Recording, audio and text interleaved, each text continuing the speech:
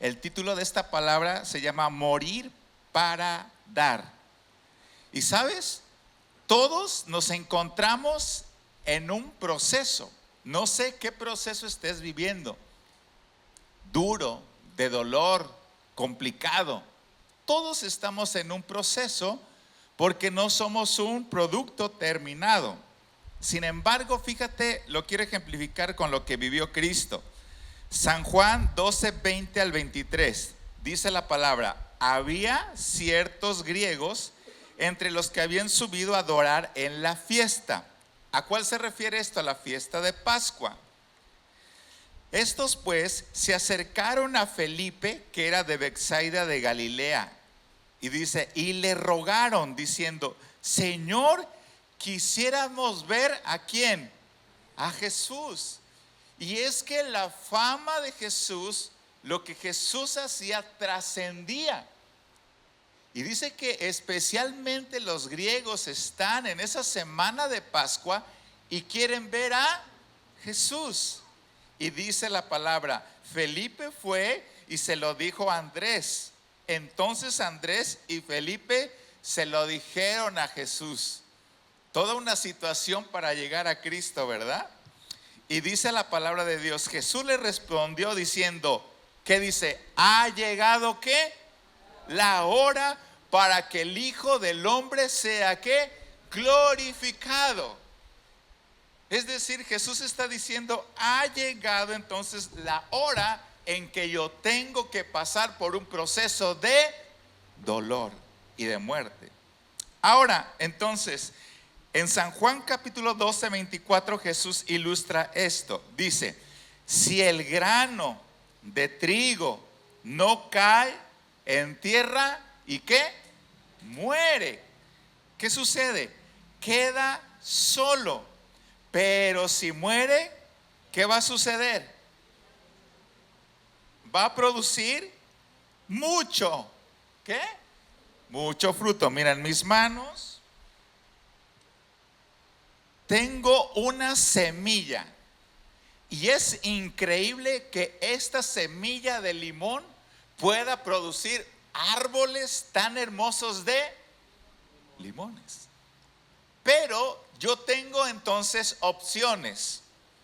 Puedo ir y tomar esta semilla y ponerla por aquí y guardarla, llevarla a tu caja fuerte y allí quedará esa semilla. ¿Y qué va a suceder?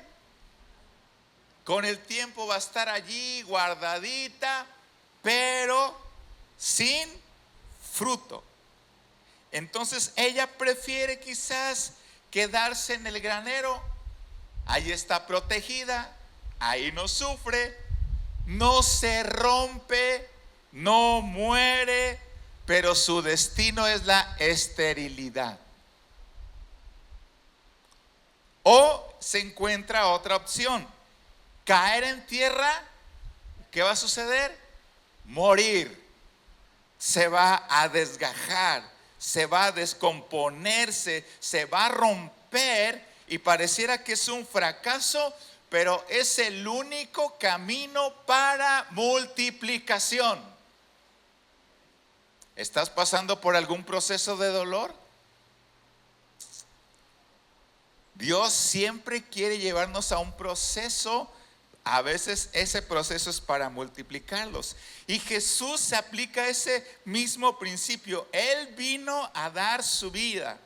Él vino a morir en la cruz y Él resucita y genera entonces una cosecha inmensa de millones de hijos de Dios que hoy están celebrando en todo el mundo que Él está vivo. Pero tuvo que padecer dolor, tuvo que romperse, tuvo que pasar ese proceso difícil de dolor. ¿Y dónde comenzó ese principio de dolor? Quizás donde más se manifestó fue en la última semana de la Pascua, antes de ir a la cruz. Imagínate el Rey de Reyes, Señor de señores, lavarle los pies a los discípulos. Después de lavarle los pies, Él se sienta, da la comunión y están todos los discípulos, pero hay un discípulo que tú lo conoces muy bien, que es don Judas. Y Jesús lo sienta a su mesa a comer con él. Tú no sientas a cualquier persona a tu mesa, ¿o sí? Tú sientas a la mesa a personas que son especiales para ti. Ahora, imagínate tú todo el dolor emocional que está experimentando Jesús, que sabe que este cuate lo va a ¿qué? Ay, Dios mío, ¿no? Sabe que lo va a traicionar y sin embargo él está sentado allí en su mesa. Y entonces dice la palabra que va allí a orar al huerto de Getsemaní. Sus discípulos están batallando con la oración y dice la palabra que literalmente él empezó a sudar gotas de sangre. Vivió tiempos de angustia, tiempos de desesperación, y le dice al Señor: pase de mí esta copa, pero que no se haga mi voluntad, sino la tuya. Finalmente, entonces dice la palabra de Dios que Jesús es entregado y de repente ahí viene el Judas. No voltees atrás. Ahí viene Judas y le dice, le da un beso y le dice: ¿con un beso traicionas a tu maestro? 3 años con él, enseñándole, diciendo, discipulándole, y con un beso lo está traicionando. Y Jesús entonces se queda solo allí y sufre el abandono de su gente más cercana, como son sus amigos y sus discípulos. Y empieza a partir de allí algo que nosotros le llamamos el Calvario o el Vía Crucis. Y dice Juan 18:13: le llevaron primeramente a Anás, porque era suegro de Caifás. Anás no estaba en el poder, pero era el que estaba detrás de todo eso y la mano que mueve la cuna. Fíjate, dice, porque era suegro de Caifás, estaba en el poder, hermanos, que era sumo sacerdote aquel año. Entonces allí estaba Anás y dice la palabra que estaban en el patio y le hacen un interrogatorio a Jesús fuera de la ley judía. Eso era indigno, no podían hacer un interrogatorio de esa manera, iba contra todas las leyes, era ilegal. ¿Y sabes cómo termina Jesús? En ese primer patio, abofeteado, vejado por esta persona. Y entonces dice la palabra de Dios en San Juan 18:24: Anás entonces le envió atado ¿a quién? A Caifás, el sumo sacerdote. O sea, ya que abofetearon a Jesús como un delincuente, lo atan y es llevado a Caifás. Wow. Dice la palabra de Dios en Mateo 26, 67, 68. Entonces le escupieron en el rostro, le dieron de puñetazos, otros le abofeteaban diciendo: profetízanos, ¿quién es el que te golpeó? No se me distraigan, hermanos, Fíjate, ¿qué está pasando aquí? Le escupieron el rostro, le dieron de puñetazos a Jesús. Fue una noche tan complicada y fue una noche tan difícil, y a la siguiente mañana se presentan con Pilato, porque Pilato era el gobernador romano. ¿Qué noche pasó Jesús? Qué fuerte. Dice entonces San Lucas 23 del 6 al 12: entonces Pilato, oyendo decir que era de Galilea, y le preguntó que si era Galileo, y al saber que era de la jurisdicción de Herodes, ¿qué pasó? Lo remite ¿a quién? A Herodes. O sea, qué mal plan, ¿no? Qué mal plan, que están con Pilatos, caminan, dice, ay no, pues es Galileo, le toca a Herodes, porque yo me quiero lavar las manos. Y van con Herodes, que en ese momento va llegando a la ciudad. Y dice la palabra de Dios que en aquellos días también estaba en Jerusalén Herodes, y viendo a Jesús se alegró mucho, porque hacía mucho tiempo que deseaba verle, porque había oído muchas cosas acerca de él, y esperaba verle hacer algún milagro o alguna señal. Ya está entonces con Herodes. Dice, a ver, haz un milagro, como si se tratara de un circo, como si se tratara de algo, no sé. Qué increíble es esto. Y dice la palabra, y le hacía muchas preguntas, pero él nada, ¿qué pasó? Nada respondió. Y estaban los principales sacerdotes, los escribas, acusándole con gran vehemencia. Entonces Herodes con sus soldados le menospreció y escarneció, le dio una ropa espléndida y volvió a enviarles ¿a quién? A Pilatos. Y se hicieron amigos Pilato y Herodes aquel día, cuando los enemigos se juntan, hermanos. O sea, traían a Jesús como un juego, para allá y para acá. Qué mala onda. Y dice la palabra, si tú sigues leyendo, que ya que llega con Pilatos, ahí vuelve a interrogarle. Dice, bueno, le vamos a azotar. Y los azotes judíos se les daba con un látigo por 39 veces. Entonces, ¿te imaginas allí? Está Jesús, está arrodillado, él está vejado, vienen los azotes fuertes, tienen como unas bolas que cuando viene el primer azote, el segundo azote, esas bolas tenían como picos y arrancan la carne. 39. Muchos dicen que con solo esos azotes, la persona que recibía esos azotes normalmente moría, solamente con los azotes. Dice Pilatos, es que no encuentro nada en este hombre. Y tú te sabes la historia. ¿A quién quiere que le suelte? ¿Y qué dijeron? A Barrabás. Suéltanos a Barrabás. Los que 8 días antes dijeran, hey, Hosana al hijo de David, hoy estaban diciendo, crucifícale, crucifícale, crucifícale.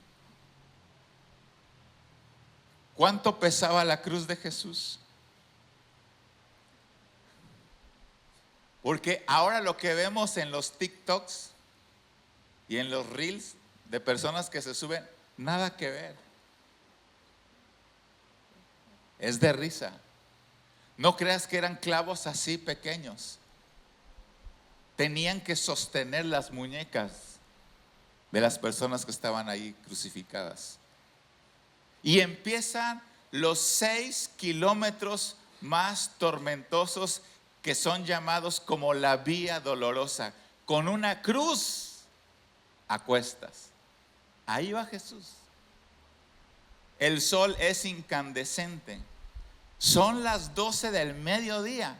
Y a partir de allí dice la palabra de Dios que vino tinieblas sobre toda la tierra. No fue un eclipse común y corriente, sino que hubo tinieblas por 3 horas.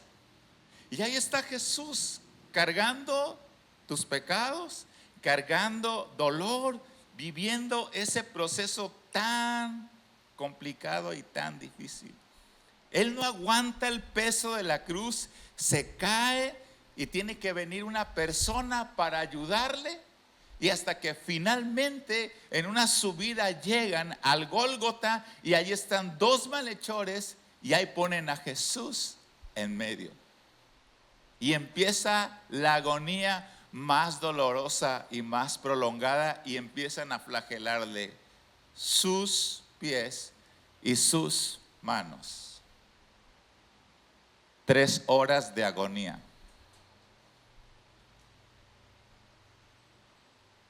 3 horas de agonía.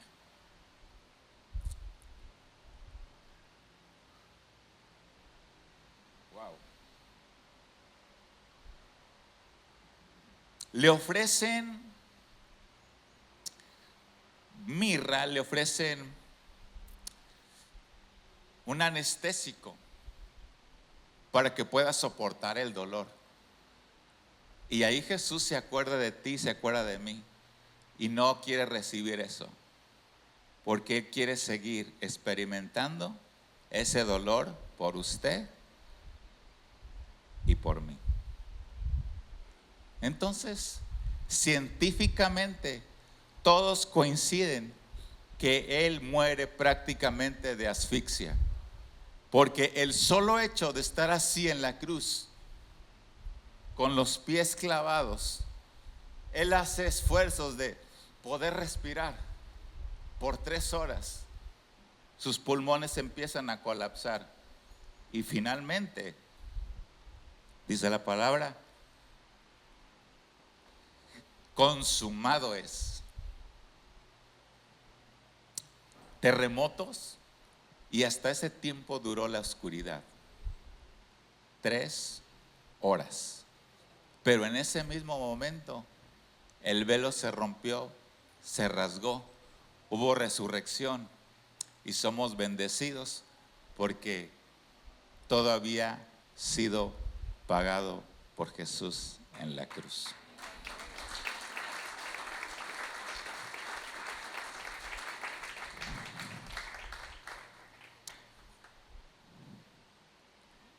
San Juan 23 al 7 nos narra acerca de la resurrección.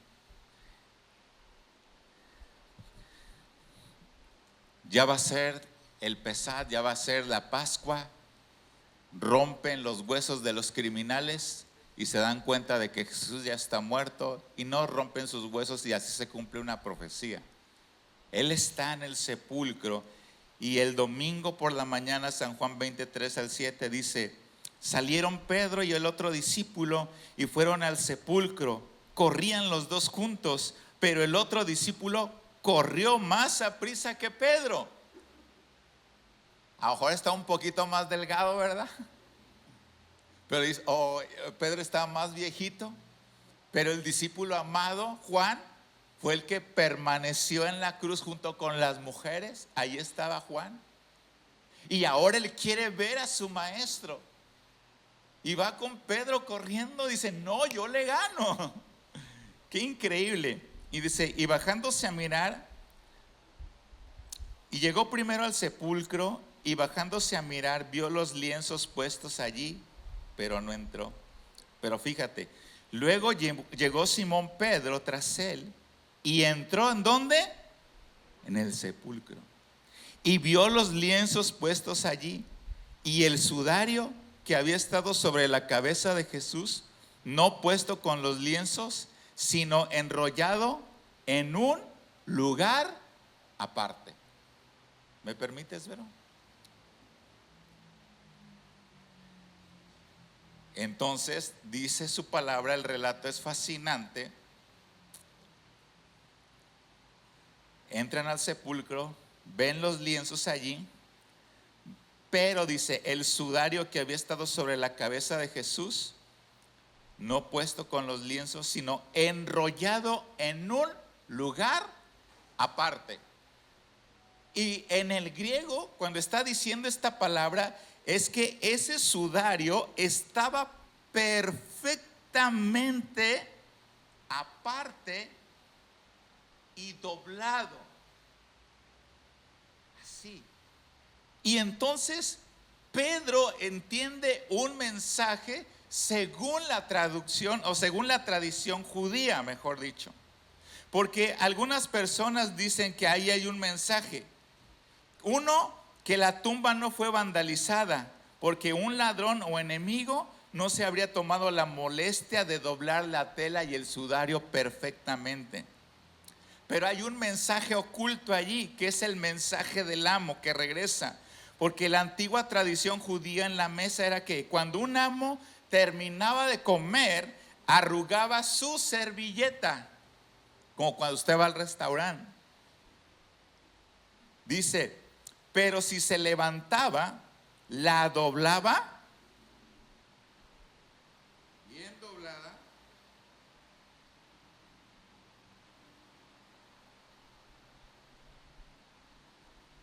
y ahí quedaba lista.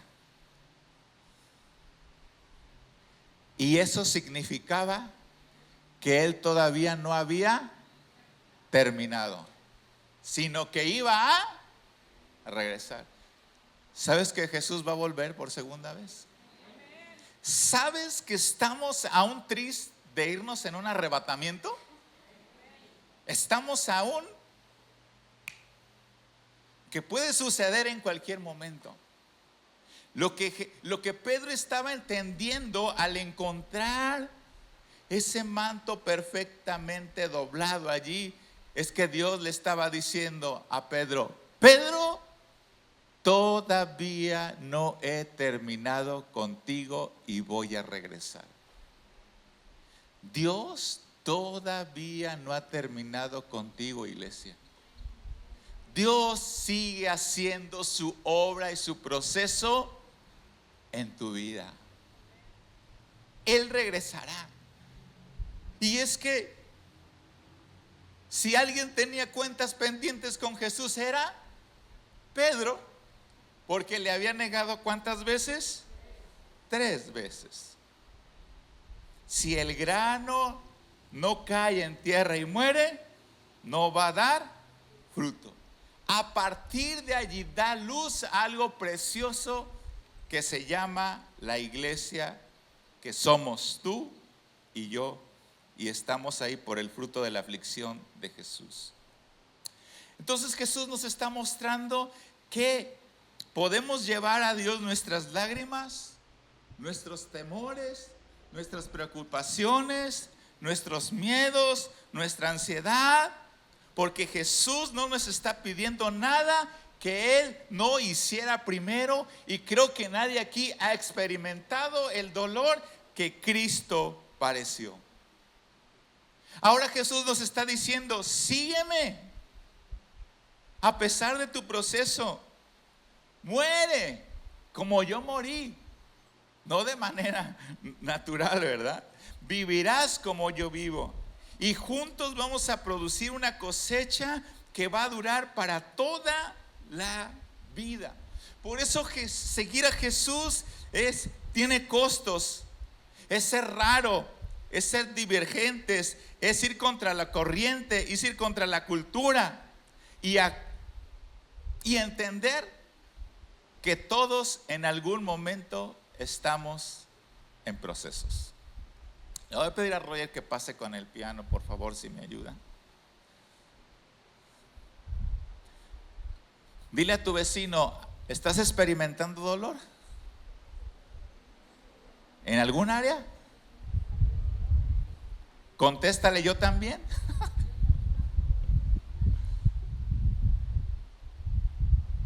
Porque todos estamos en un, y hay de dolores a dolores. Las pérdidas causan mucho dolor. Pero yo te voy a decir algo: alguien en el mundo está experimentando más dolor que tú y yo. Imagínate allá donde están cayendo los misiles, que la gente no puede dormir, que en un ratito todo se destruye. Si estoy en ese proceso, 3 cosas que el Señor nos quiere decir. 1, aceptar que no hay atajos, porque hoy todo lo queremos, ¿qué? Rápido. Pero Dios nos quiere meter en un proceso de madurar nuestro carácter. Hoy la cultura vive placer sin compromiso, gratificación momentánea, pero no quiere procesos. Y sabes, mucha gente busca los atajos. 2, valorar las temporadas que son difíciles. No se trata de valorar solamente cuando hay éxito, porque muchas veces donde tenemos más aprendizaje es en el fracaso, en la escasez. Cuando no tenemos nada, valoramos más las temporadas que son complicadas y que son difíciles, porque allí el Señor nos enseña a depender solamente de Él y de su presencia. Valora las temporadas que son difíciles, porque sabes, el éxito a veces nos relaja, pero los procesos difíciles nos llegan a madurar. Y como dijo alguien por allí, cuando tengas éxito, hazte un buche con él y vuelve a escupirlo, porque solo durará, será efímero. Realmente en el fracaso es cuando hay más aprendizaje. 3, disfruta el presente. Quien ama su proceso no vive frustrado porque aún no llega donde Él quiere. Jesús nunca se frustró. Jesús estuvo pensando en usted y en mí. Los procesos nos hacen resistentes y forjan disciplina, y crecemos aunque a veces no lo percibas. Hoy Jesús nos pregunta: ¿sigues guardado en ese granero o vas a caer en tierra y vas a morir? Y te vas a romper y vas a dejar que Dios te empiece a construir.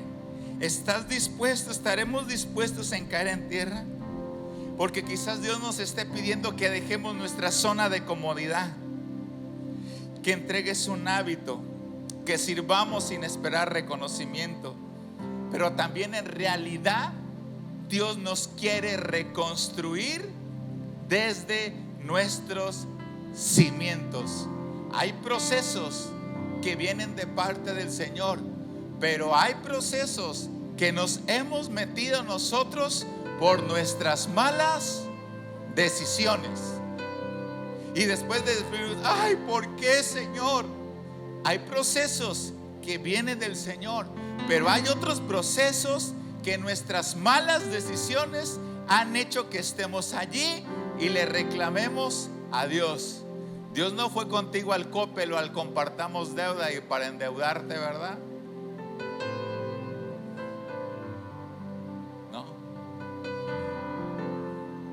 A veces tomamos malas decisiones y estamos ahí atorados. Y viene la reinvención, ocurre cuando se cambia la lógica en el proceso. No, ¿por qué me haces esto, Dios? Sino: Dios, ¿qué quieres hacer en mí con esto?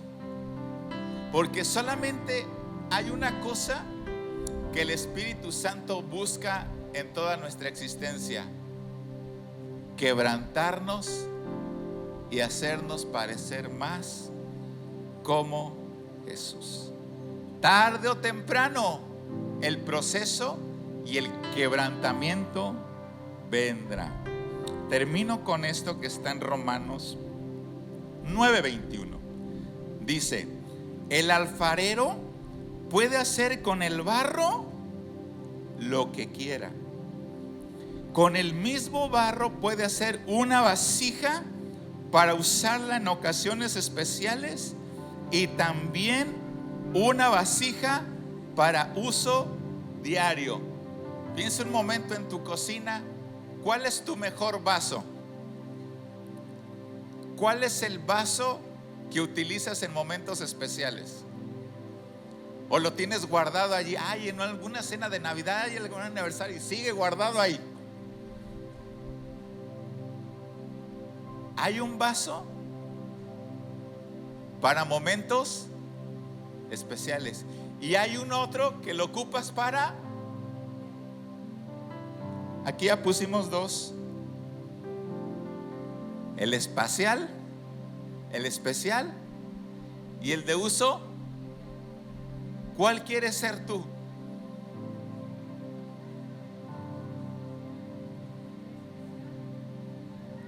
Ay, todos queremos el especial. ¿Por qué?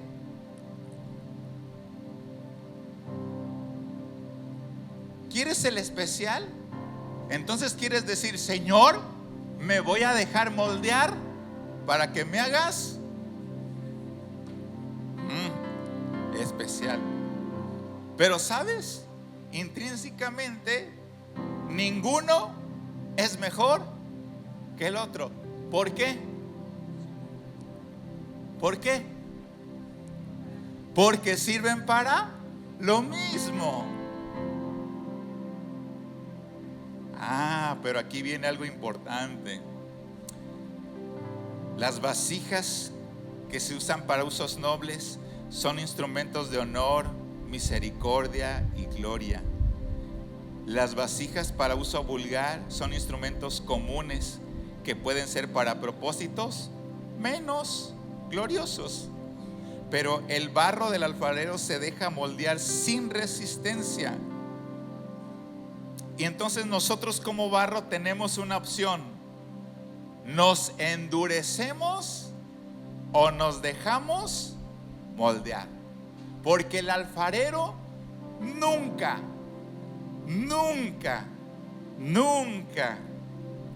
va a perder la paciencia, nunca te va a forzar, te va a trabajar y a reconstruir con paciencia. Pero ¿sabes qué? La dureza es peligrosa. El barro que se endurece ya no se puede moldear. Por eso Pablo dice: no vas a endurecer tu corazón. Pero si hoy usted y yo nos rendimos, vamos a ser transformados en una bandeja especial. Así que tú no te vas a comparar con otros barros, sino que vas a dejar que el alfarero moldee tu corazón. Una vasija de uso diario es tan necesario como una copa de oro, porque ambas sirven al dueño. ¿Y cuál es lo glorioso de esto? Pues que el dueño va a utilizar la que él quiera. Ay, Dios mío, escogió la bonita. Y luego, Félix,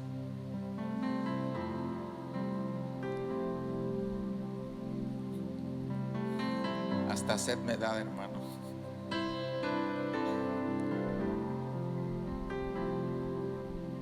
¿Cuál eres?